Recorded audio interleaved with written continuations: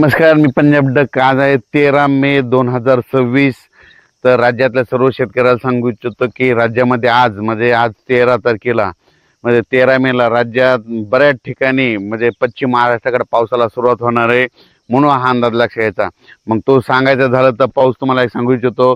अहिल्यानगर जिल्हा, पुणे जिल्हा, नाशिक जिल्हा, त्याच्यानंतर कोकणपट्टी, घाटमाता, त्याच्यानंतर महाबळेश्वर, सातारा, सांगली, सोलापूर, कोल्हापूर, त्याच्यानंतर लातूर, बीड, धाराशिव, परभणी, जालना, संभाजीनगर ह्या पट्ट्यामध्ये आज सांगायचं झालं तर 13, 14, 15च्या दरम्यान पाऊस येणार आहे, म्हणून हा अंदाज लक्षात घ्यायचा.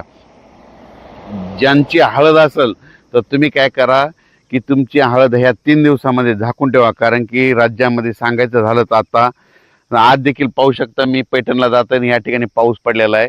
तर पैठणला जात असताना या ठिकाणी आष्टीकडे पाऊस पडलेला आहे. आणि त्याच्यानंतर राज्यातले सर्व शेतकऱ्याला सांगितलं आज 13 तारखेला मात्र राज्यामध्ये बऱ्याच ठिकाणी पावसाचं आगमन होणार आहे, म्हणून हा अंदाज लक्षात घ्यायचा.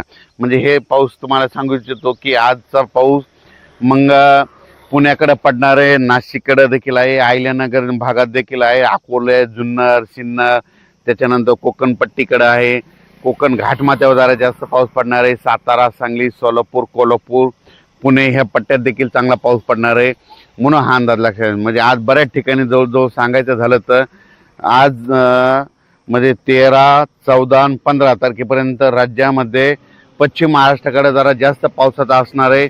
ज्यांची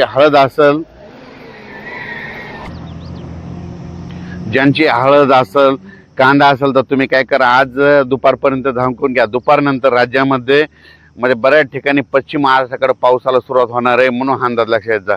पश्चिम महाराष्ट्राकडे सांगायचं झालं जास्त पाऊस कोल्हापूर जिल्ह्यात पडणार आहे, कर्नाटककडे खूप पाऊस पडणार आहे, म्हणून कर्नाटकच्या शेतकऱ्यांनी देखील अंदाज लक्षात घ्यायचा. सांगायचं झालं तर कर्नाटक मान्सून पूर्व पाऊस आहे.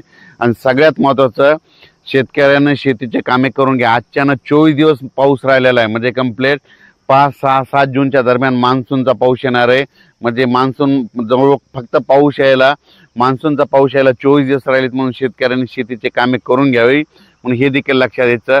ज्यांच्या हळदी असेल समजा पश्चिम महाराष्ट्रातल्या देखील समजा सांगली जिल्हा, सोलापूर जिल्हा, कोल्हापूर जिल्हा, अहिल्यानगर, जुन्नर, सिन्नर, नाशिक, त्याच्यानंतर संभाजीनगर, जालना जिल्हा, परभणी जिल्हा, लातूर जिल्हा, धाराशिव जिल्हा, बीड जिल्हा, ज्यांच्या हळदी काय असेल तर तुम्ही आज काय करा, दुपारनंतर झाकण्याची तयारी ठेवा, कारण की दुपारनंतर राज्यामध्ये बऱ्याच ठिकाणी पाऊस येणार आहे. सर्वदूर नाही पडणार, फक्त विखुरलेल्या स्वरूपाचा हे अवकाळी पाऊस असतो. आणि सगळ्यात महत्त्वाचं, 15 मे ते 30 मेच्या दरम्यान ज्या भागात जास्त पाऊस पडला पावसाळ्यात त्या भागात मात्र जास्त पाऊस पडतो. एक सगळ्यात उदाहरण सांगतो. 15 मे ते 30 मे दरम्यान आता ही आष्टी भाग आहे, ह्या आष्टीला पाऊस पडला बघा, इथं हे पाहू शकता. तर येणाऱ्या पावसाळ्यात इथं दररोज पाऊस येणार. आणि जर एखाद्या इथं बाजूला एखाद्या गावाला नाही पडला तर येणाऱ्या पावसाळ्यात त्या गावाला सोडून देणार, म्हणून हे लक्षात घ्यायचं.